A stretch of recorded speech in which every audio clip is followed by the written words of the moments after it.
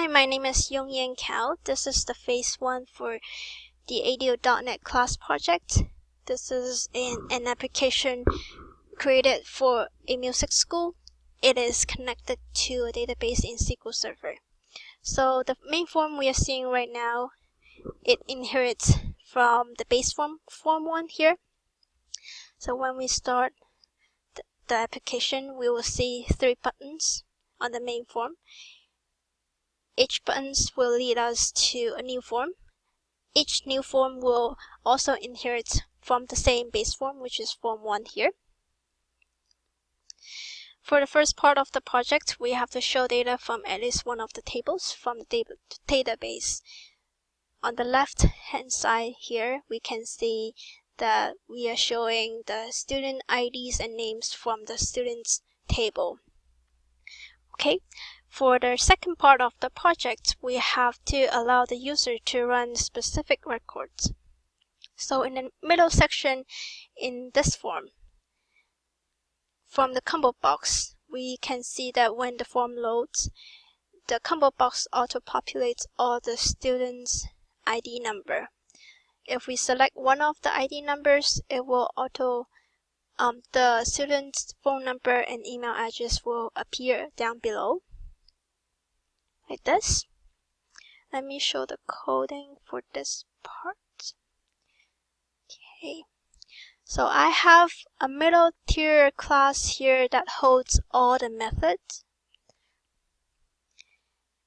And down here I have a readdata method which returns all the student information from the students table.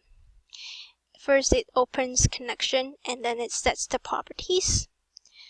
And then we execute to get the SQL data reader. And then on the form, I have a method called load list. It will take a SQL data reader as an input, and then it will read the information in the SQL data reader. In my case, I will populate the list box and the combo box with the information that I need. In the form load event, I have an instance. So first I declare an instance of the middle tier, and then in the form load event, I call the method readData, and then I hold the records in a SQL data reader. And then I call the load list to auto-populate the list box and the combo box. And in the combo box, select the index change event. When the user selects a student ID, it will call a method in the middle tier to return the contact information for that student. Okay, let me go to the middle tier. Okay, so this is the method to return contact information for specific students. So first it opens the connection and then it sets the properties, and it takes an ID as the input, and then it executes the reader to get the SQL data reader, which holds the contact information for that selected student.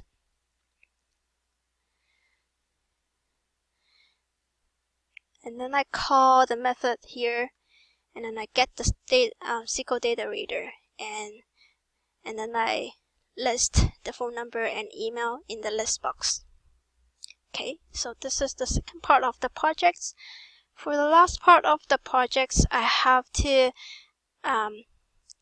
encapsulate all database operations in a class module. I put all the method in my middle tier class, and also when I click into the students form, on the right hand side we'll see the number of students living in Seattle and the number of students not living in Seattle. So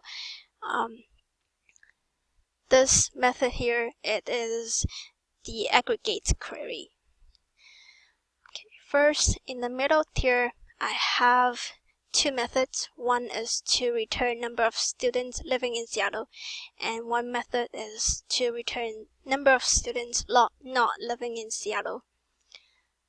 So same thing, Open Connection sets the properties, and when we're ready, we execute Scala to get one number to get the aggregate query.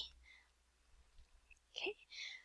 Same thing goes with the other not living in Seattle method, except this time it is where city not equals to Seattle. Okay, and then in the students form, in the formula events, I call both methods to get, and then I update the label to display the numbers. Okay. And then for the very last part of the project, we have to have two store procedures. One is to return an output, execute and return an output from a store procedure, and the other one is to insert to the database. Okay, so if we go into the courses, registration, and grades button, on the left hand side, we will see a drop-down, a combo box populated with all the classes in the courses table. So it will have the course ID, the course name, it's time period, so winter 2016, spring 2016, summer 2016, and the course name. So if we select one of the course here, it will give us the average grade for that one course. Example like this one. And for the courses in the future, like summer 2016, we don't have any grades in yet in the database, so it will be null in the database. But when we get the results from the database, we capture the null value and then we turn it into a 0. Okay, and then for the insert part of the project, so right here we can do an insert to the database. So we can do summer 2016 and then violin 301 and then description 1-on-1 class tuition. We can put any, and then level can do 1.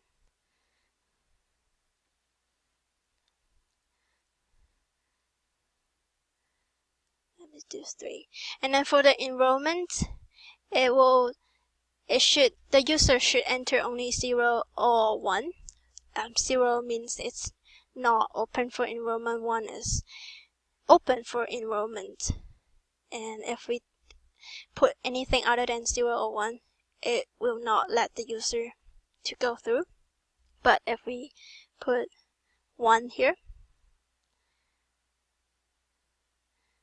it will say the new course has been inserted to the courses table, and this is the records that we just put and inserted into the courses table.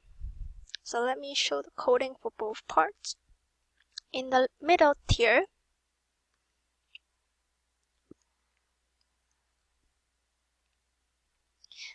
okay, so this is the method to return the average grade for selected course.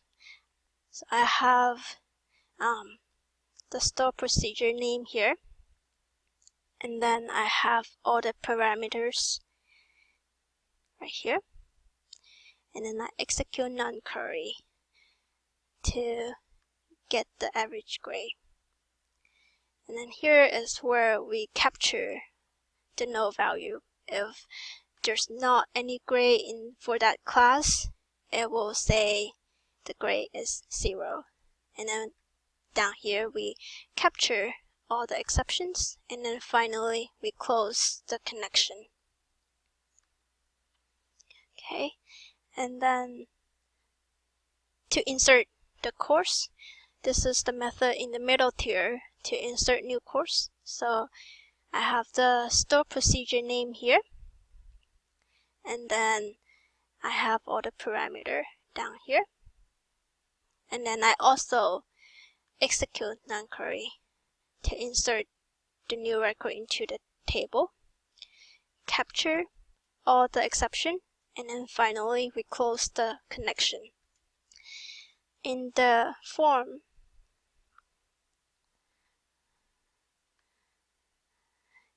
for inserts new course, I just capture all the information, and then if the user enter anything other than 1 or 0, it will say they will have to enter 1 or 0.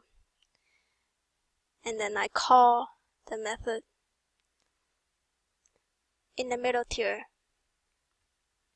to insert the class and then display the list box. Again, capture all the exceptions. And then up here, I will have the selected index change when the user selects anything from the combo box with the student ID. It will return, the course ID. It will return the average grade like this. Yeah, so that's all I have for this project. Thank you.